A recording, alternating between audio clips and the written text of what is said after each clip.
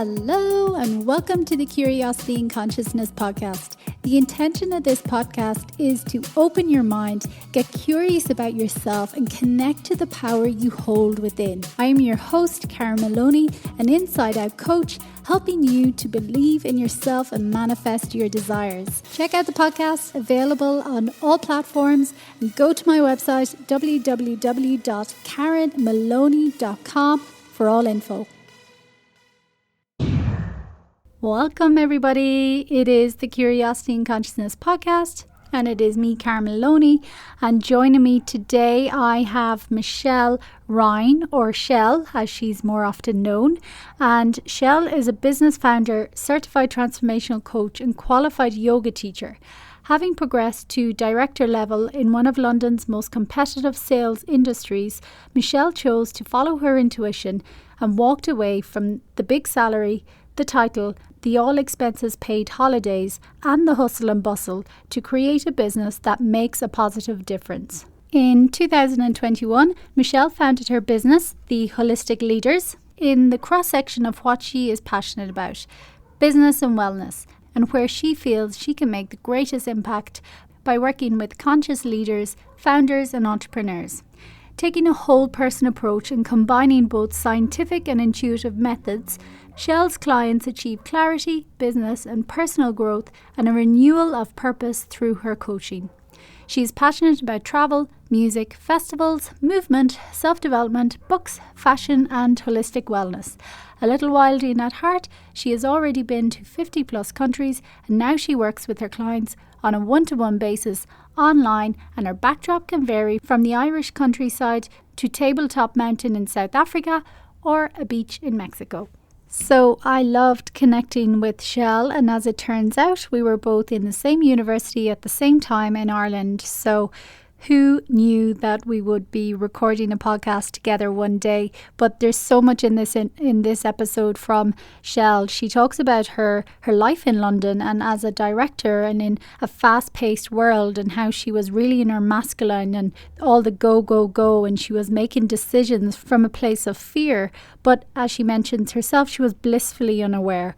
But one breathwork session transformed everything for her, and she knew that she had a niggle to go in a new direction, and from there she started putting the steps in place. She also talks about how she never asked for help because she was in a very male-dominated world and she was seen or thought she had to be this independent woman, but actually when she did start asking for help, it was all there for her as well. And she also talks about her work now with the Holistic Leaders and how she is helping conscious leaders to remember the fun and to remember their body and soul as well, that it's not all just the hustle and bustle. So a wonderful conversation, and if you would like to learn more about Shell's work, you can go to her website www.theholisticleaders.com. But as always, I will have all her links and socials on my website, karenmaloney.com, and go to the podcast section. Enjoy! Welcome everybody, and thanks for joining in for another episode, and welcome Shell, or Michelle Ryan, to the episode as well. Very excited to connect, and thanks for joining today. Thank you so much for having me, Karen. Excited, and who knew that we were in UL in Limerick at the same time back in the day. We didn't know each other, but I think we have similar connections, and here we are today recording a podcast. So it's a pleasure to reconnect. And first of all, maybe if you just give us an introduction to yourself and a background to you creating the Holistic Leaders. Yeah, absolutely. Thanks, Karen. I don't think our version of us at UL drinking pints of cider at the stables would probably recognise this conversation, but here we are. So, yes, my background, Karen, I went to University of Limerick. I studied law there. And after that, I did the J1, and to be honest, found myself a little bit lost and ended up over in London. A couple of serendipitous opportunities happened and I had a place to stay and still didn't really know what I wanted to do, but I ended up in the recruitment sector in the City of London and joined as a graduate, a lowly graduate, a small little business over there, and do you know what? Really, really loved it. It was really fast paced and it was competitive and it was well paid, and I couldn't believe I was actually being paid to chat to people, which is how I viewed it. I was Yeah. chatting to people, connecting with clients and candidates, and then ultimately finding a great match between the two. So I was having a great time for certainly a couple of years doing that before the crash in 2008, which made things slightly more challenging. But the long and short of it is I was in that industry for 14 years. And I worked my way up through the ranks and worked very hard, and got a couple of lucky breaks as well. And I actually became a director then within that organization, and was running a sales team across two offices in London and Manchester. And I had a team of, I think there were about 30 of us by the time I left in 2020. To go back to 2016, that's when I discovered the world of coaching through getting a business coach myself. I was probably, unknowns to myself, quite stressed, dealing with huge pressure, got a business coach, and it just, I mean, you know yourself, the power of coaching and this industry, it changed everything for me. And then started a whole new journey from 2016 onwards. So I could probably pick up on that again, but I don't want to give too long an answer. So I set up the Holistic Leaders then in 2021. And I am a business coach now for leaders, business founders, entrepreneurs, and I do that at a sort of a holistic level, so body, mind, soul, and business.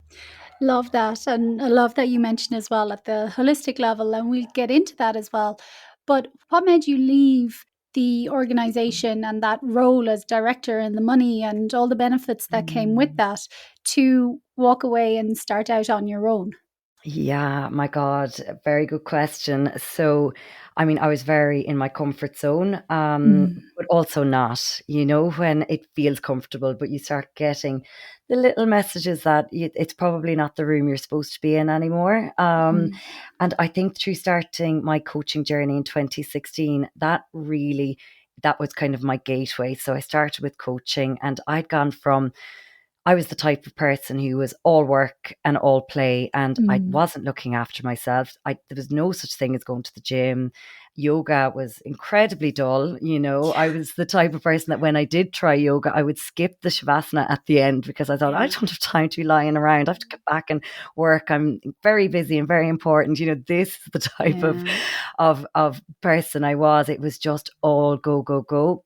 And then through the coaching, I just saw another way, and I woke up and I started kind of seeing my own behaviors and, my attachment to work and my attachment to achievement and the title. And I really took a lot of my identity from the fact that I was a business director in London, and it was something I could speak about when I met people, and it was just all from quite a fearful space. I started realizing, and, when you become aware all of a sudden, I was blissfully ignorant to my own behaviors, and then all of a sudden the awareness comes in and you get a bit of shock, don't you? And I started kind of seeing my motivations and seeing what I was at and how I was moving through life, and just really not looking after myself. And it started with the coaching, moved to yoga, which then I started absolutely loving yoga, loving rest, loving, peace rather than chaos. I then took on a breathwork practice, and then in 2018, interestingly, it was actually because we share this, the kindred love for Mexico, but I decided at the end of 2018 to just take 6 weeks off and go backpacking. And to be fair, the guys I worked for, were really supportive. They just said, yeah, do your thing, and off I went to Mexico. And little did they realize by giving me that break, I would come back and be telling them that I wanted to leave the job. Yeah. So I was in Mexico, and this is a bit of a ramble now, Karen, but it all fits together. Yeah, absolutely. I was in Mexico, and I did the most beautiful breathwork journey for about 2 hours. And all of a sudden, because I'm an overthinker and I used to just think my way in and out of problems, and all of a sudden the thinking mind shut down. I was in my body. I was being, supported in this breathwork practice. And I just got all my answers as to why I was still holding on to this corporate job and, the money, because I knew from about 2016 that I wanted to leave. So this is Mm. 2 years later, and I had been enjoying the job, but there was just that niggle, this Yeah. little nag, this little voice, and I knew then through this breath work, I was like, okay, you've got a big decision to make. You can stay where you can in the safe and the familiar and the comfortable and the recognition for the achievements, or you can prioritize, your deeper purpose, your dharma. And all of this came. And I realized a big thing. I was holding on to the job because of my parents. I had, Mm. and it was a complete illusion. I thought, if I didn't have something that they could talk about, with their friends and that they recognized as a job, they didn't even know what I was doing anyway. They told me Yeah. afterwards, you know, Yeah. after Yeah. all this holding on to the job, it never mattered to them. But I had told myself a Mm. story that this was what made them proud. Therefore, this is what makes me loved. You know what? It goes back to our little wounded Yeah. 7-year-old self that just wants to be loved. So there was me in my 30s, director title and all the nonsense and notions. And ultimately, I was still looking for my parents' love. And all it took was a conversation post Mexico to say, look, I'm going to leave the job. I'm going to do a full year because I wanted to bring people up through the ranks, so that I wasn't leaving them. So I gave a full year's notice and I didn't actually leave the Mm. job then until That's right. February Yeah. 2020. But ultimately it was understanding why I was holding on to it was from a real place of fear. Mm. And actually once I connected with trust, trust that everything was going to be fine, trust in myself, the love, knowing that the love, from those around me was absolutely nothing to do with, Yeah. whatever title I had. I But know. this is the story that you tell yourself. Yeah. So yeah, that was kind of it, knowing I was at the crossroads, but knowing I actually didn't have a choice at this point, Karen. Like I Mm. had to leave and just, I had to pass the mantle. I could see these youngsters coming up through the ranks and they were so driven and so hungry and so motivated. And that drive had left me. Like all I Yeah. wanted to do was coach them to their Mm. success. I had no drive to to elevate myself any further within the organization. I thought, Yeah. okay, it's sales. I had gone almost too fluffy for the industry. I just wanted to help everyone and for everyone to be happy. So I thought, oh no, it's time to tap out. But Yeah. I got to use all my coaching. So when I trained as a coach in 2017, 2018, for those final 4 years, I got to use my coaching in-house. And I was so lucky that I had that opportunity. But it gave me the knowing, yeah, come on now, it's time to go. But I took my time with it. Mm. I really it took me a while to get the courage up. People say, oh, you're really brave. Not really. I really did take my time to prepare myself for the move. Yeah, that's amazing. And thanks so much for sharing all of that. And, I was that person as well. I worked in events management. It was go, go, go. I was completely unable to stop like that. I also thought yoga was a waste of time. I was like, I've got too many things to do. This is so freaking boring. Oh my God, what am I doing? And, it, when you begin that opening and that inner self reflection and the curiosity, and you begin the unraveling and you see why we do these things and why we're in this way, it's so fascinating. And, like you said, all along was just kind of that idea of keeping your parents happy and looking for that love from your parents, which we're not conscious of. But when we do the inner work and we're curious, it's like, oh, wow, and well, to me, it's fascinating. And that's why I've been on this journey a long time and Mm. share with others because it's easy for us all to stay in that comfort zone. And to be honest, I think so many people, like I got that niggle as well of, I don't want to be here anymore. This is not what I want to do anymore. But it's scary to walk Mhm. away because again, you've got the cushioning, you've got the reliability of a wage and, this consistency, but also it's like, how secure is it? And how did you begin to build your own, because you mentioned the word trust, how did you begin to believe in your own trust and your own inner calling versus living from that place of fear, and this is just what I should do because it pays the bill and it's good money, and I shouldn't walk away, anyone would be happy to have this job, or whatever these stories we tell Mhm. ourselves as well. How did you begin that process of trusting yourself and following the niggle, even though that's all it was at the time? Mm. Yeah, very good question. So such a process, isn't it, Karen? Yeah. It's so phased, and it's nothing is linear in this journey. You think Mm. I've got it, and then you realize you go a layer deeper, and you realize Oh absolutely God. nothing Yeah. still. So, Yeah. oh my goodness. So, do you know what the big shifts for me started around, looking outside myself in the sense of looking around at everything that was available, in life, and just having gratitude for absolutely everything at the smallest level. So I needed to really move myself before I got to the trust stage. I needed to move out of the kind of, I suppose, the controlling, the Mm. cynical, the lack of faith, and the fact I always believed, hard work equals reward. That was Mm. sort of that. I grew up to parents who were pub owners. We had a small little village pub. All I saw was hard work. I honestly didn't even think my dad slept because he was always up. When I woke, and Yeah. he was up when I went to bed. But so I believed I had this old story of hard work equals reward. So that was the story that I carried through to London, and it served me well. But I had to, bit by bit, start moving away from that sort of set of rules, I guess, and tuning in to all the opportunities that were there, that came through trust, and came through just gratitude, and came through sort of good energy, as opposed to just complete slog and determination and discipline, which is how I had been sort of moving through my business life up until then. Does that make Mm. sense? Yeah. So that was probably a start to it. I love Mm. that as well because, like you say, it's not that hustle doesn't work. It Mm-hmm. does. It And it works. gets Yeah. us places. Absolutely. But it's sometimes this idea of at what cost? Because I Mm-hmm. know for me, it wasn't sustainable how I was living, and this idea of trying to control everything from my mind. I had the story that if I could overanalyze everything, think about it inside out, think about a million different scenarios, work through every situation, never stop, never rest, I'd be safe. I'm in control. Yeah. Nothing would surprise me or come out of the blue. But Mm-hmm. I totally burnt myself out because Mm-hmm. it's not sustainable. You can't live like that. And gratitude was huge for me as well. When I did hit the burnout, I was like, okay, need to do things a little bit different now. And you mentioned, obviously, you had your coaching, you mentioned the breathwork journey. What other tools as well, and obviously the gratitude, what other Mm-hmm. tools as well supported you during that initial kind of pivoting?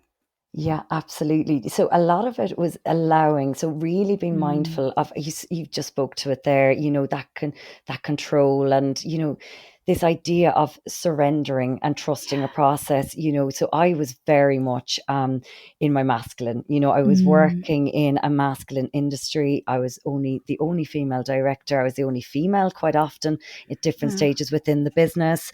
And then we rebalanced it, and it became 50-50 at the end of my time yeah. there. But typically recruitment was very male dominated back in Mm. 2006, for a very long time. So, but I had already, so I'm certainly not going to blame the industry for that, but I had Yeah. already, through my own needs for survival, you don't move to London if you are really fully sort of in your feminine, I'll be totally honest, because Mm. London is a big, fast-paced city. It is, Mm. it's do or die. And you know what, I am very, very thankful for almost Yeah. being slightly imbalanced at that point in time, because Yeah. Yeah. Yeah. it gave me, there was that drive, and the confidence, and there was a lot of focus, and I was very strategic about hitting my goals every week and every month. So I'm very grateful for all the Mm. journey, and I'm never, but there was an imbalance. I wasn't in my sort of natural feminine, natural masculine balance. I was definitely in my wounded masculine, let's Yeah. say, Yeah. at times, where I didn't necessarily trust. So that was a big realization, and learning to surrender. And I'm super sensitive, Karen, and that Mm. part of me had been hidden for years.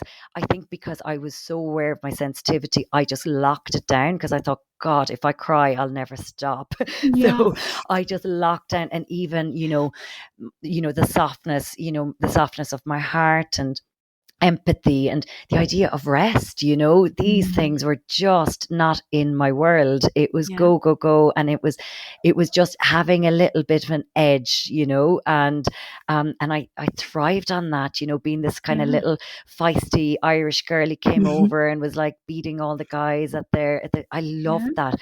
And Yeah. God love her. I'm so grateful for her, but I'm Yeah. also like, oh my God, you were just so tired all the time, So that was a big thing, to come back to the tool. So just sitting and thinking, where am I? Where is my energy at?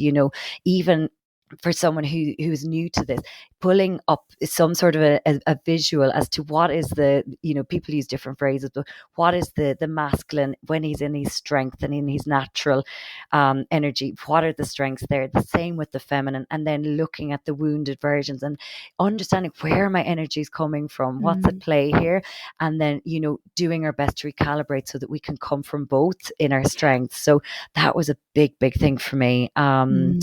So that the gratitude, do you know what really helped? And this is going to sound like a bit of a mad one, Yeah. was love languages. So this whole Mm. thing of idea of moving from fear to love. So with gratitude, we start recognizing how amazing life is. We start seeing Yes. how amazing the people in our lives are.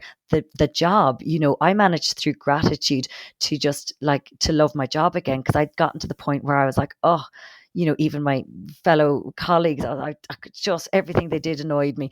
But that was Mhm. my own mindset. They did Yeah. not change from one week to the next, but I changed my attitude towards them. And that was with gratitude, and also using the love languages. So I read Gary Chapman's the five love languages, and all of a sudden I could see how people loved differently, Mm. and I could understand friends, family, and also colleagues. So if people weren't necessarily grateful through words, which I always appreciated, God, and it would annoy me a bit, but actually then witnessing them, that they would, through acts of service, thank me back, it completely changed and opened up my world to what was going Mm. on around me, and not feeling annoyed and fearful, and actually feeling really loved, because I had five different ways of witnessing the love that was in the workplace or the home or wherever else. And I think it's, again, a really powerful tool. And that was another thing, strange and all as it sounds, but that really helped me to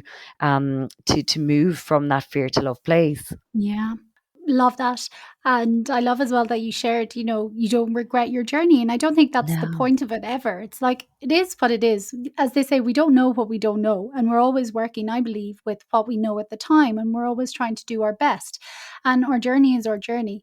But this idea of when these niggles or these deeper questions start coming up for us, that's our time maybe to be curious, to explore something different, to make some changes and not to keep ignoring them longer and longer and longer, like many of us do, and like I did as well at once. But it doesn't end up well. It's not about regret or fighting what was. That's part of the journey as well, the Mm-hmm. accepting and the learning and the growing. And yeah, I love that you said that as well. And when you mentioned about your coworkers, this is our power as well of shifting our focus, of shifting our own mindset to change your whole reality. Because, like you say, those people didn't change, but how they were affecting you was changing. But that's based off, or again, our own stories, or perceptions, or expectations, what we're thinking at the time. So we have so much power again to change that situation. Even if it's something we know we want to leave, we know we want to move away from, we can still support ourselves through it and not make that transition more difficult or challenging or miserable for ourselves. And I think, that's important as well. So once you had that kind of awakening as well between how in your masculine you were and you were still in the corporate environment, Mm-hmm. what tools or what supports helped you as well in connecting more to your feminine and build that relationship to bring that as well forward? Yeah. So it was so interesting, because I had just not asked for help, I had realized, in all Mm. my time in that organization. And I would get frustrated that they couldn't see when I needed help. I mean, it's so important for us to recognize that nobody is a mind reader, and everyone has their own story. And also, if you are, playing the part of strong, independent woman, it isn't opening up a door or an opportunity for people to offer help either. So it was very much, I kind of built a rod for my own back. They're like, Shell's got this, and Shell didn't have it. She was Yeah. really suffering at times and could really have done with a little bit of support. And I had not asked for help in such a long time. Mm, And interestingly, as soon as I did, I got it. mm, I asked for a coach. They paid for a business coach. I asked if I could then train as a coach. They paid for that. I then asked, as I was delegating my role and handing over the sales part, that I basically move into a coaching position in house for that mm. final year. They said, absolutely no problem. So everything I wanted, as soon as I asked for it, they said yes, and it was just about, you know, just ask the question, so that really allowed me then to move into this nurturing role. Mm, I could train and develop the others below me so that they could then step into their own power as up and coming salespeople and future associate directors and directors. And I then got to nurture and support because I had the space to do so, because I was less focused on the monthly sales and the weekly targets and mm, all of the things that I had to be quite rigid and regimented about previously. So immediately the role change allowed me to start embodying the feminine that I really, really felt at home with. I still mm. could put them in order when I needed to, and I Yeah. could Yeah. bring that other energy in. But yeah, that was that whole space. My last couple of years, to be honest, after that Mexico trip, were probably my favorite in my Mm, entire career, because I started asking for the help. I started communicating honestly. I started delegating and trusting in the people below me instead of trying to control and mollycoddle everyone. I wouldn't have mm, used the word control then because I didn't think I was controlling, but I wasn't fully trusting others to do their job. And, mm. that in effect is control. So it was just, being able to trust others and allow them to shine. And it just, yeah, it changed everything. Yeah, it really did. That's amazing. And what a powerful point to make as well, that asking for help, because Mhm. we have many similarities, even though we've different journeys. And I didn't know this, but I was that totally independent woman as well. And I'm sure there's many, many, many of us. And again, I just thought to ask for help was weak, was showing I wasn't capable, or like that showing emotion was weak. And it's absolutely not. When we embody the truth of who we truly are and where we're truly aligned, like that, it benefits as well, not only ourselves, but everyone around us. And I'm sure the organization loved you in that coaching role as well and helping others, even though maybe, yes, in the director role, or if you took a step back, they might have missed you there, but also I'm sure the benefits were rippled throughout the organization by having you there in that coaching role within it. So, how do you support people as well and other leaders now with your coaching business as well? What's most important for you in the way you work with them? Yeah, so I think the most important thing is it's in the title. So my business is called The Holistic Leaders, and it was a name I toyed with for quite a while because this idea of holistic and leaders combined. Mm, But it really, I'm so glad that I went with the name because it speaks to what I do. So I work with leaders within organizations. So, for example, so these are businesses that they are leading, but that they don't own. So, for example, a partner in a law firm, or leaders at LinkedIn, or, project managers within consultancy. So I work with that type of leader. And I also work with founders and entrepreneurs. So these are founders of their own businesses. And these have ranged from conscious retailers, recruitment founders, wellness professionals, online digital entrepreneurs. So there's been a real range. So they are mm, leaders in different industries. So it's not just specific to, are you a coach for yoga teachers, for example? So mm, my whole premise is that I want to help leaders to look at their leadership at a holistic level. mm, So whether they're running their own businesses or they're running an organization for someone else, we compromise so much in the pursuit of business goals. I have been there, I didn't go to the gym for 10 years, I just mhm, focused on the goal, and my health was compromised. My physical, emotional, spiritual, mental, everything, if we're not checking in with ourselves. So when I coach them, we're working towards their goals, absolutely. So Mm. there's the strategy aspect, and I've got 14 years experience in business and Mm. sales and business development, and obviously being a business founder myself. And so they've got that practical strategic support, but then all of that is bolstered by the body, mind and soul piece. So how are they looking after themselves? What is their mindset? Are they moving from a place of fear, with their decisions? Mm. How can they move into a place of intuition and instinct and love, if they're deciding to open up a new arm or close down an arm? So it's a lot of the decision making process, understanding where that's coming from and moving it out of the intellect, which we're so heavily reliant on, but moving it into a more holistic space where absolutely we use the mind, but let's also Mhm. look at the overall, feeling, the gut, and the overall impact it will have, not just on the business, but your life as well. So every business decision you make is going to impact on your life. And Mm. especially as business owners as well, there's not a door that you shut between the two. Our businesses can really, really be an amplification of our own lives, and it's so important that we can not have them opposing each other, that you can have a beautiful life that then benefits your business. And, Mm. I work with people at, I say the soul level. Some of my clients are not spiritual at all. So the soul level, that means the joy, that's where are you having fun in your life? I'm a fun advocate. I love fun. I love travel. I love just lightness. Yes, success is great, but actually, if we're not having any fun in our life, I just think we've lost our way. So the soul part is, are you dancing? Are you listening Yeah. to music? Are you hanging out with people you love? So it is very, very holistic in its nature. So okay, that's quite big. You're helping them at a number of different levels, but it's always geared towards an outcome, but we look Mm. at it Yeah. holistically throughout. Love that. And yeah, so important to bring the joy back. Because, when I think you open up and you go on this journey as well, you actually get to, like you mentioned with the gratitude, you actually see and appreciate all that we do have, all that does exist, and the miracle of life.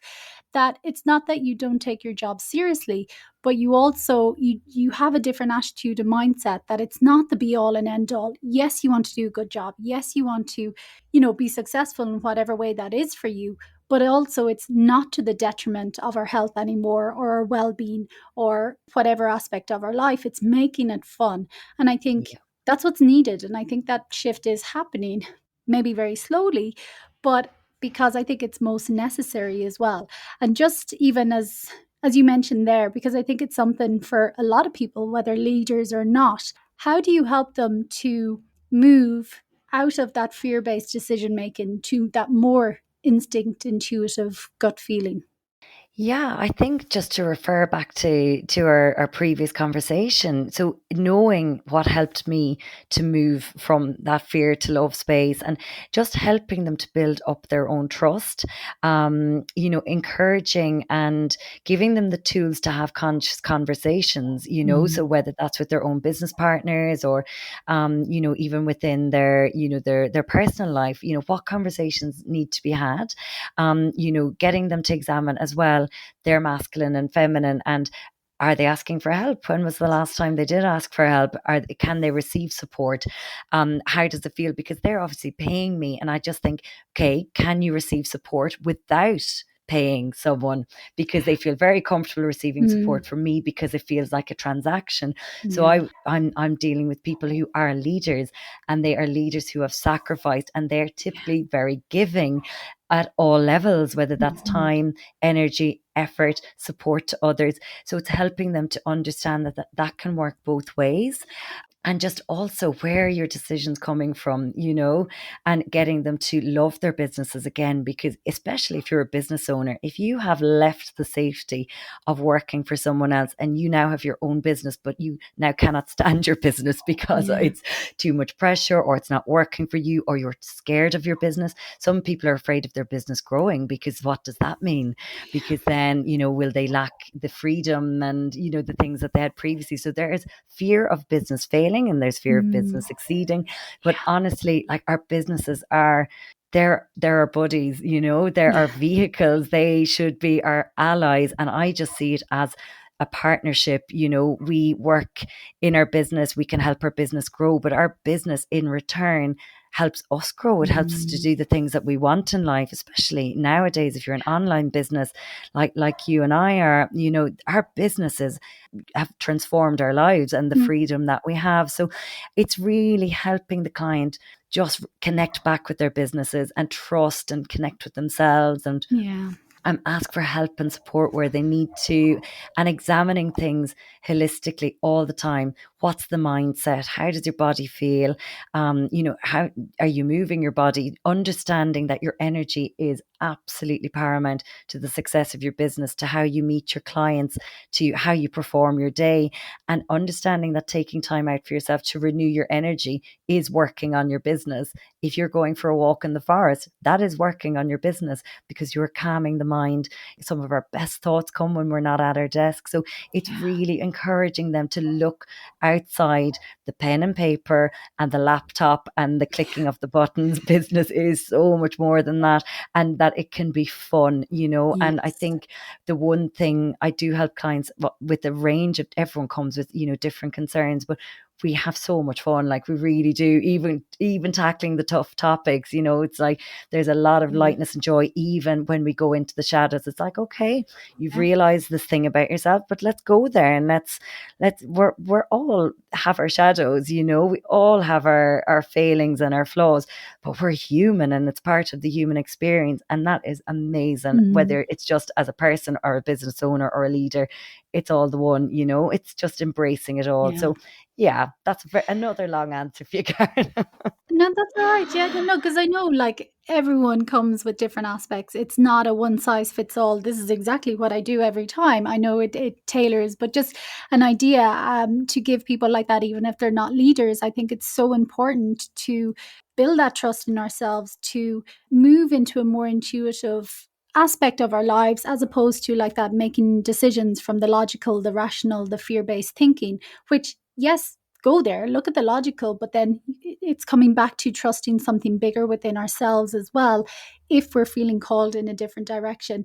And I love even how you mentioned like the simple steps to building trust is like that. Even within an organization, you might ask for help because, or start asking for help because like that, there's other tools or supports, or like you had coaching and that made available to you. But even within our daily lives outside of the office, if we start asking for help or start saying no, or something that to us seems so scary, like, oh, I could never do that. That's where we kind of start as well, to break down our own barriers, to see through our own stories of, oh, actually, it's not that big of a deal, And I know for me, that was huge. Like even starting to say no, I was like that as well, that total people pleaser. And I felt bad if I couldn't help a friend or something, or if I really couldn't, I would over explain and tell it's because of this, isn't this, because I felt so bad saying no. And I remember when I first started just saying, thanks for thinking of me, but I can't, or no this time, I was freaking out inside. I wanted to over explain, I wanted to do more, but I was like, nope, I'm practicing this. And then I was like, oh, all these crazy stories I thought that people were going to judge me, they were going to call me horrible or whatever it was, like, never happened. Most people were just like, okay, yeah, that's fine. And I And was how just free like, do you feel now? oh, You now must. it's like, oh my God. But if we don't take the simple steps and start with something that seems really scary, that may not be such a big deal, and we see it doesn't go how we've thought or imagined it might, it's like, oh, I might do that again. And I might do that again. And I think that's a great example as well to start with, of asking for help. Because I think many of us are in that situation. And like that, even just start in your home. If you've never done that, just start. And I always say as well, like you said, play, have fun, explore, just see what happens, Love So that. many, No, yeah. so many different elements. It's moving through our own stories, our own thoughts, our own limitations, our own narratives, and playing, exploring with them to see that, oh, like that half the time, it's like, this wouldn't even happen anyway, or this, what I thought might be a consequence is like not, like you asking for the help and then you got the coaching and everything you wanted, you got, and you're like, wow, oh my God. Sometimes we're like, Jesus, why didn't I ask like ages ago? I could have saved myself Yeah. so much time. But again, Oh. the moment is always right when we're in that space to do it. So I love what you've shared. You've shared so much. And just as a final question, I'm curious to know, what are Sure. some of the benefits or gifts that you learned from all your travels as well? Oh my goodness, the travels again, very much a shared passion between the two of us. So yeah, I have seen the world with friends and solo, and I'll be seeing more of it next year. It's a real openness, you cannot control life when you're traveling, especially, if you're in Asia or South America or Central America. And I absolutely love that. I love the adventure of the day and not knowing what's going to happen, with the traveling is just being open-minded, always being grateful, try get up for as many sunrises as you can, because that just sets the day off well, and just trying to just say yes. If you're the type of person that doesn't naturally say yes to things, if your default is no, say yes. Maybe if your default is yes, occasionally say no. That would be a good thing as well. But I just think travel it's a chance to stretch yourselves, isn't it? And you go out into the world and you learn so much. But I think the key thing as well is, what do we bring home? We travel, and I've been all over the world, and I've been to festivals, and I've sat in ceremonies, and I've done these beautiful things. But ultimately, it's, what do I bring home? So after all of my travels, do I come back more kind, more patient, more compassionate, more self-aware? And really, that's what I would hope for, more joyous, and then bringing that back to the family and friends of, where you've grown up, because I think that's the key thing. It's, what do we bring back? And it shouldn't be judgment as to how people are living lives differently, whether it's Ireland or wherever you're from, or all of a sudden I've done a breathwork class and I know everything about life and enlightenment. It's, for me, it's like, what do I bring home? And it's like, do you know what? I've brought home more kindness and more compassion and more patience and more gratitude because of the things I did have or didn't have while I was on the road. And that's the key thing. It's, what are you bringing home? I don't want to bring, I'm a Limerick girl. If I come home with my notions and without all the good stuff, I'll be called out in it pretty quickly. So I think that's the key thing. Yes, magic. Love it. And thank you so much, Shell, for joining and sharing today. And please share where people can find out more on your work as well. Sure. Karen, thank you so much for having me. First of all, I've really loved chatting with you, and I love listening to your podcast. People can find me on my website, which is www.theholisticleaders.com.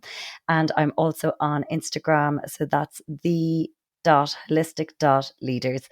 You'll find me there. I'm also on LinkedIn as Michelle Ryan. If you type in Michelle Ryan Coach, you'll find me there. I am on Facebook, but not as active as the others. Amazing. And as always, I will have the links as well on the show notes to all your socials and sites. And again, just thank you so much. And I had no idea we had so many similarities before connecting, but it's been an absolute pleasure. And thank you for all you're doing.